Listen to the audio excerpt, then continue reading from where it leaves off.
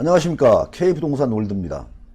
지난달 31일부터 임대차 3법 중에 계약갱신 청구권 그리고 전월세 상한제가 시행이 됐는데요.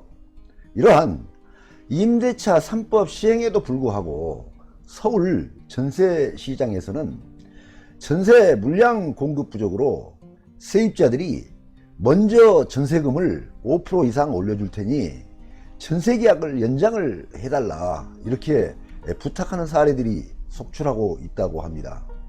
그런데 정부의 입장도 집주인과 세입자가 합의를 해서 5% 상한선을 넘어선 경우에는 법에서 정하고 있는 5% 상한선 규정이 적용되지 않는다, 그렇게 이야기를 하고 있는 입장이라서 현재 상황과 같이 전세 수요는 많고 공급이 부족한 전세주택 공급자 우위 시장에서는 당분간 이러한 현상이 지속될 수밖에 없다 하는 분석이 나오고 있습니다. 다음은 공급자 우위인 서울 전세시장 차트를 보면서 설명을 드리도록 하겠습니다. 전세 수급지수는 전세 수요 대비 공급 수준을 나타내는 지표입니다. 그래서 여기서는 지수가 100을 초과할수록 수요가 많고 공급 부족 비중이 높다는 것을 의미하고 있는데요. 2020년도 1월 6일에는 140 이하였던 지수가 8월 6일에 와서 189.6이라는 지수를 나타내고 있습니다. 그래서 이러한 경우에는 200에 거의 가까운 정도가 되니까 굉장히 전세 주택이 공급이 부족하다는 것을 단적으로 이야기해주는 그러한 지표로 볼 수 있겠습니다.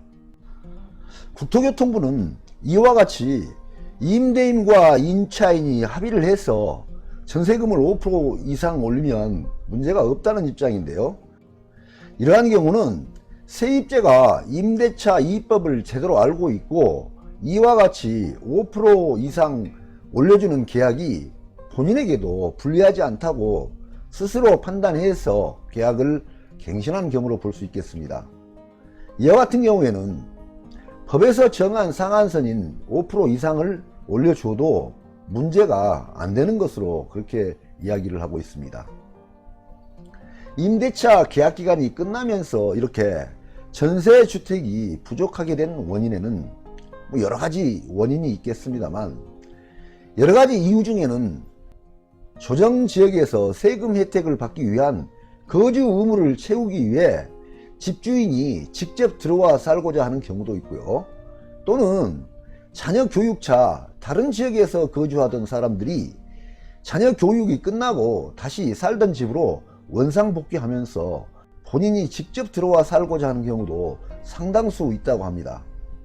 그러다 보니 세입자가 5% 이상 올려주겠다고 먼저 제안하는 경우에도 재계약이 안 되는 경우도 상당수 있다고 하니까 전월세 시장에서도 수요 공급의 원칙은 정확히 작동을 하고 있는 것으로 보여집니다.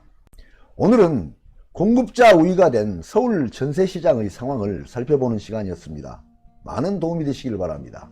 감사합니다.